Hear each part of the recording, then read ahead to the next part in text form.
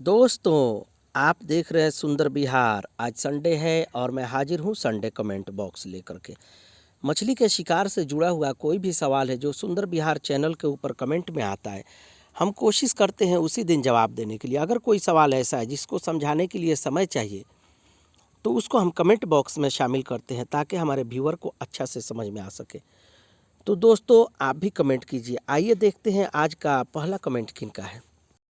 पहला कमेंट है बसंत प्रसाद गार्डन की तरफ से। लिखते हैं कि सर, बैकली मछली कैसी होती है, उस पर भी वीडियो बनाइए। देखिए सर, बैकली मछली को बहुत से जगह बैकी मछली या प्यासी मछली या बचवा मछली बोलते हैं। हमारे तरफ उसको बैकी मछली बोलते हैं या प्यासी मछली या बचवा मछली बोलते हैं। मैं स्क्रीन पर उसका फ़ोटो दिखा रहा हूँ आपको, इसी को कहते हैं हमारे तरफ। तो जब आपको इसका शिकार करना होगा तो बहुत इजी तरीके से आप शिकार कर सकते हैं। ये मछली आमतौर से तालाब में पाली जाती है, लेकिन नदी में भी ये मिल सकती है मछली।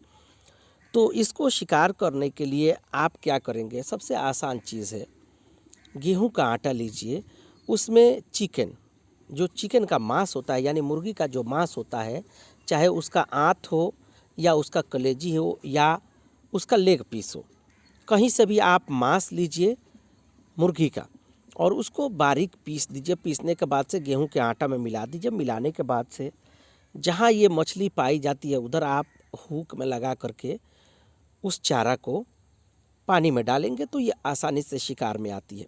अगर ये तालाब में है, तालाब में आपको शिकार करना है, तो आप क्या कीजिए कि मीडियम साइज का हुक लीजिए। हुक लेकर के छोटा छोटा टुकड़ा चारा में लगाइए, लगा करके यानी हुक में लगा करके शिकार कर सकते हैं। बहुत आसानी से शिकार होता है इसका, इस चारा से। Thank you sir. अगला कमेंट है मोहम्मद सलमान ऑफिशियल की तरफ से। लिखते हैं कि आपको सिल्वर बटन मिलने पर बहुत बहुत बधाई। बहुत खुशी हुई ये बात सुनकर। जल्द ही आपके 1 मिलियन फॉलोअर होंगे। Thank you sir. मैं आपको भी थैंक यू दूंगा और अपने दोस्तों जो हमारे सब्सक्राइबर हैं या जो हमारे वीडियो को देखते हैं उनको भी मैं थैंक यू बोलूँगा कि आप लोगों के प्यार और मोहब्बत से मैं यहाँ तक पहुँचा और 1 लाख हमने सब्सक्राइबर गेन किया। इस वीडियो में सिल्वर बटन का मैं जल्द ही वीडियो बनाऊंगा, तो उस वीडियो में मैं अपने बारे में भी बताऊंगा कि मैं कैसे यहाँ तक इस जगह तक पहुँचा। धन्यवाद दोस्तों। अगला कमेंट है संतोष सिंह की तरफ से। लिखते हैं कि सर, तालाब में बड़े रेहू मछली हैं लेकिन खाते नहीं हैं। देखिए सर, सर्दी का मौसम अभी चल रहा है और रोहू मछली का शिकार करने के लिए 2-3 चीज़, चारा वही होता है लेकिन 2-3 चीज़ उसमें बढ़ा देते हैं या बदलाव कर देते हैं। तो वही मैं आपको बताऊंगा। सर्दी के मौसम में आप जब भी रोहू का चारा बनाएं, जो भी चारा आप पहले इस्तेमाल करते थे उसमें थोड़ा सा इलायची का पानी, यानी जो मसाला, गरम मसाला वाला इलायची होता है, वो इलायची, खड़ा इलायची आप पानी में डाल दीजिए। 1 गिलास पानी में 5-10 मिनट के बाद उसी पानी से आप मछली का चारा तैयार करेंगे, यानी गूंथ करके तैयार करेंगे तो बेहतर इससे रिजल्ट मिलता है दोस्त। Thank you sir. अगला कमेंट है राजा शेख की तरफ से। लिखते हैं कि सर, मिर्गल मछली छोटी छोटी है, कम समय में ज़्यादा शिकार कैसे करें, बताइए ज़रूर। देखिए सर, मिर्गल मछली छोटी है तो उसके लिए चारा में थोड़ा सा बदलाव करते हैं, क्योंकि वो छोटे छोटे बच्चे होते हैं। आप देखेंगे पानी के किनारे, जो पानी के किनारे घास होता है वो पानी के अंदर थोड़ा थोड़ा लटक करके डूब जाता है। डूबने के बाद से क्या होता है, वो सड़ जाता है। तो उस तरह का घास, अगर कोई भी घास हो, वो दिखाई देता है जिसका पत्ती हल्का सड़ा हुआ हो या ज़्यादा भी सड़ गया है और पानी के किनारे है, भींगा हुआ है, तो उस पत्ती को आप निकालेंगे। निकाल करके उसको क्या करेंगे, घर पर लाएंगे। लाने के बाद से उसको निचोड़ करके पानी निकाल देंगे। निकालने के बाद से गेहूं के आटा में उसको मिक्स करेंगे। अगर सड़ा हुआ घास आपको पानी के किनारे नहीं मिल रहा है तो आप पानी में घास डाल दीजिए। 1 हफ्ता 10 दिन के बाद वो सड़ जाएगा। सड़ने के बाद से उसी घास को निकाल करके आप गेहूं के आटा में उसको मिलाएंगे। इसके साथ में थोड़ा सा राइस पॉलिश पाउडर मिलाना है। राइस पॉलिश पाउडर बहुत सारे हमारे व्यूअर नहीं समझते, तो मैं बता दूं कि जब चावल हम, मतलब धान कूटते हैं तो चावल निकलता है, उसके साथ में एक भूसा निकलता है। धान के छिलका के अलावा एक और पतला सा बुरादा के जैसा भूसा निकलता है, जिसको राइस पॉलिश पाउडर बोलते हैं। हमारे भाषा में उसको बरान बोलते हैं, बरान जी।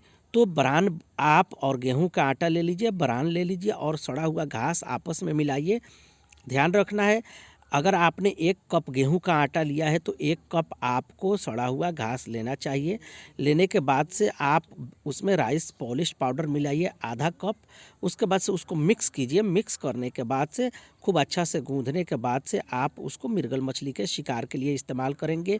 ग्राउंड बेट भी यानी चराई भी उसी का इस्तेमाल करेंगे और चारा भी उसी से इस्तेमाल करेंगे। अभी सर्दी का मौसम है, इस मौसम में आपको जब इस मछली का शिकार करना होगा तो ध्यान रखना है आपको पानी का जो गहराई है उधर आप फिशिंग हुक डालेंगे तो बेहतर शिकार होगा। अगर गर्मी का मौसम है तो किनारे की तरफ आपको फिशिंग हुक डालना चाहिए तो शिकार होगा, इसका ध्यान रखिएगा। तो बेहतर तरीके से मृगल मछली का शिकार होता है। अगर आपको घास से शिकार करना पसंद नहीं है तो फिर आप घोंघा ले सकते हैं, यानी जिसको स्नेल बोलते हैं इंग्लिश में, वो ले सकते हैं।